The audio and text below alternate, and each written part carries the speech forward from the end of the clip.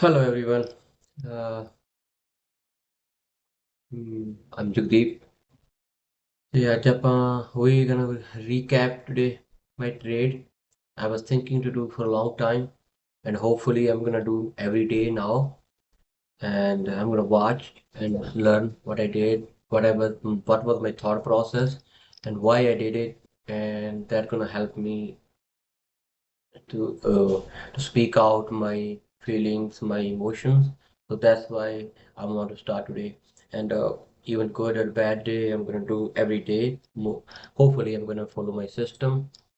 And my system, I'm using Camarilla pivot points. And as I see, I made today 4 hour. The only trade I did was Nvidia. And why I took that trade? Because here we go.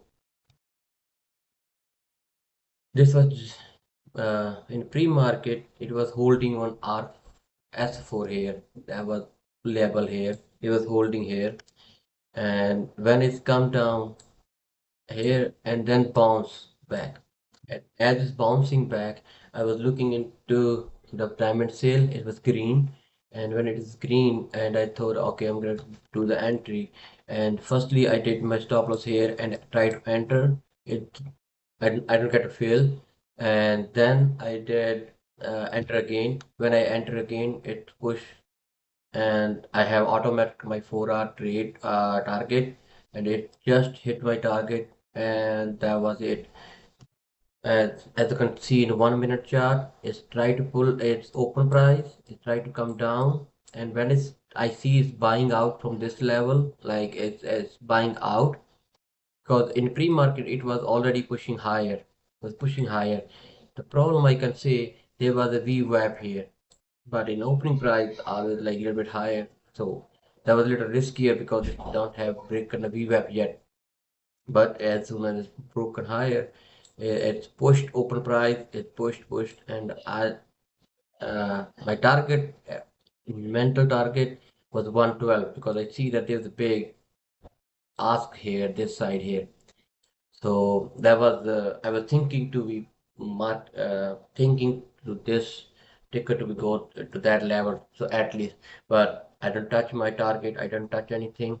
But after I make my 4 hour, and the stock fell down and then rally back again and reached the 112.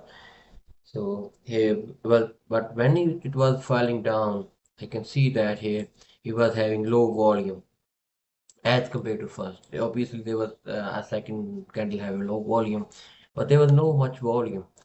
But even when bounce again with this candle, I was not convinced it's gonna go higher, because there was so many big low order. The only thing I can say, it was holding up.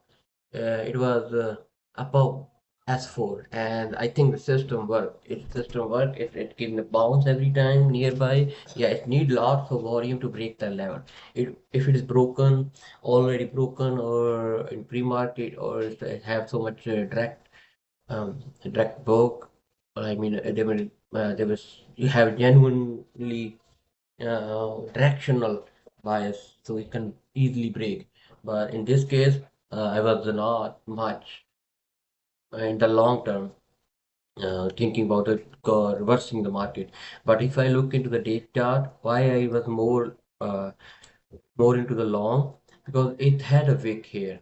It had a wick here, and it had a monthly ask for, and it was almost like exactly to the point. It was on low of the market, was on a S4. So that's why I was thinking, oh, they're gonna be more, let's say, market cover, or it's gonna be more buying coming at this level. So that's why I choose to be long side, especially on Nvidia. But if you now I want to show you about my what is called book map for Nvidia. So my thought process, if I say here, the big bubble here, that's okay. There was like buying at open, and it's buying when it's coming down. As you can see here, have a big order here. Um, I'm talking about this order. Okay, this order here. And when it's come to this order, it's a little bit bounce. It's a bounce, and well, that's the point. That's the time I start looking into the buying side. And my entry was nearby this area, and stop loss was buying like here. As you can see, how the price moved. As the price just open and come down and stop a little bit, drop to this order, and then start buying. Dip a little bit, start buying, start going higher, going higher, going higher. Even you can see that the bubbles are over the bid and ask. That means they were jumping over the ask and bid, and they're buying on limit order. They're buying on market order. So that helped me to move faster on the top side. So that was it. So even in the long term, and like the bigger, where I would say on the other side of the big and ask, there were so many ask in the downside. So then the book was so much bearish, I can see. But in I what I have learned, if there is any S3 or especially S4 level nearby, and there is what I can say, there's so many orders, but below that you need lots of volume to go there. And if you need lots of volume, and what the market need to be a little bit bounce upside. So when they bounce upside, so that means that they need more buyer to be trap or something. I don't know how I can explain that thing. So then they drop the price to that levels. So that's what they did. So for me, there was only one trade. I control myself not to take another trade. And be honest, I was looking into this one here, AMD. And first entry was I was thinking to be take it from here. And when I see, oh, this is like is rejecting for PDC, but that was wrong. And if I was doing the trade, so I can lose. You can see it lose itself. Why it was not good trade? Because if you see two like this candle here, pushing higher, low volume, and even after that, oh sorry, drop down, low volume, and when the push higher, it's almost no volume. But and it make it doji, no volume, same volume. It should be a little bit higher here, like that. So that means it show that there's more seller than buyer or any of that.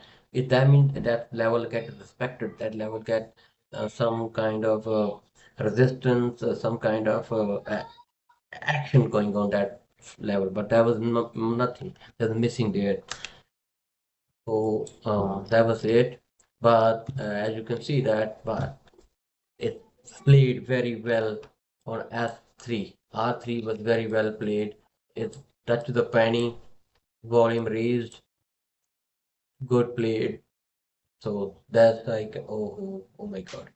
I don't have switch my 1 second. Okay, this was here. I'm talking about AMD. So I was talking about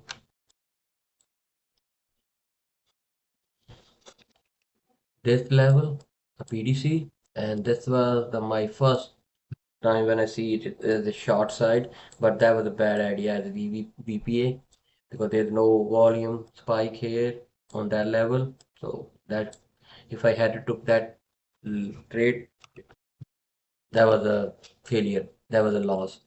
And but I was not looking into that when to get to that point. I mean,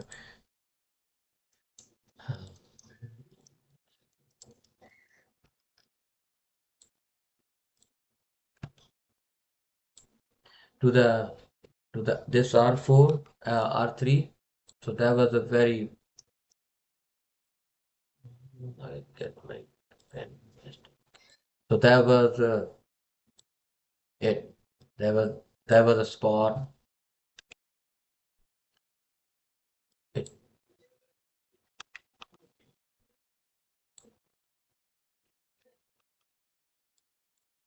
talking about this one.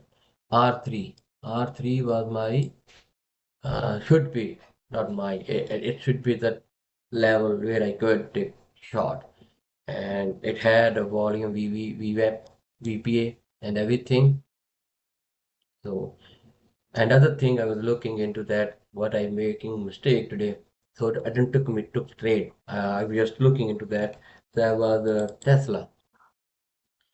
So when Tesla was coming down and it hold on this level RS6, and I say, oh, maybe that's a good spot because, but then have 246 big level here, big price bid, and it's come and touch, and that's where I was thinking to go long because I say, but there is more bigger order on 245.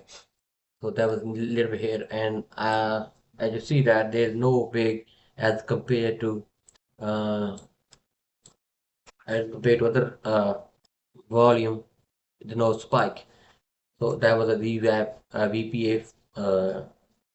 There was a VPA now was not allowing me to take a trade, so that's why I not took trade. But another thing, I had already make 4 hours. So I was not pushing or thinking to too much take more trade, but what I was looking into that, that's all I'm discussing. Like, yeah, even if it was S6, there's no volume here, so that's not a point to take a trade. And as soon you can see, it's going higher, it's drop all the volume. So what that indicate that nobody was interested to buying. Yeah, there was a level. The computer spawned from here. The initiating buyer, like spawned from here. Price go a little bit higher, maybe you can see it's maybe VWAP or it's the buy get exhausted or night 20 moving average, whatever, it just drop after that. So that was whole recap for me today. That's good day for me. I'm gonna look forward to doing recap every day. That's it. That's it.